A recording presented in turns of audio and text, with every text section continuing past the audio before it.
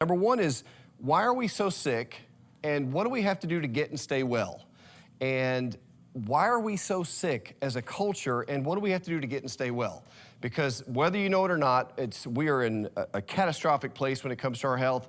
74% of Americans are either overweight or obese. About 52% of Americans are either diabetic or pre-diabetic, and that's about 30% of our kids with those exact same statistics. About 77% of our kids are unfit for military service. So kids that are military age, about 3/4 of those kids are unfit to serve in the American military. We know about 1/3 of Americans struggle with anxiety, about 20% of Americans struggle with major depressive disorder. We've got about 25% of women in America on antidepressants. So the problem continues to just get worse and worse. Rates of cancer and heart disease and diabetes and chronic fatigue syndrome, chronic pain, fibromyalgia, allergies, autoimmune disorders are all skyrocketing in rates that we've never seen at any point in history. So the problem's getting worse, and the question is why?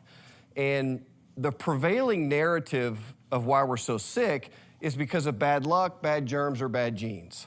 And I'm here to tell you that is bad science. We are not sick because of bad luck, bad germs, or bad genes.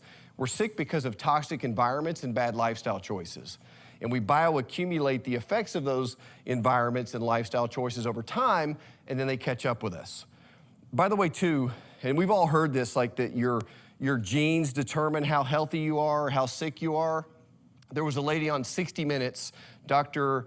Fatima Stanford. Fatima, I think it's a three name, but Fatima Stanford, she was on 60 Minutes, and she is an obesity researcher. She's Harvard trained, teaches at Harvard. She said that weight loss has nothing to do with your choices, has nothing to do with your lifestyle or the food you choose. Weight loss and obesity has purely only to do with your genetics. It's all genetic. So if you just can somehow change your genes, which we know that leads to just teaching people to take drugs and take medications, but as long as you believe that you're a victim of your genes, that you have no control over your health or your health outcomes, it's just your genetics, then you have no chance. We have no chance if we believe that we're just a victim of our genes. We know that about 80% of cancers have nothing to do with our genes. Over 90% of heart disease has nothing to do with our genes. Type 2 diabetes is 100% reversible to a point.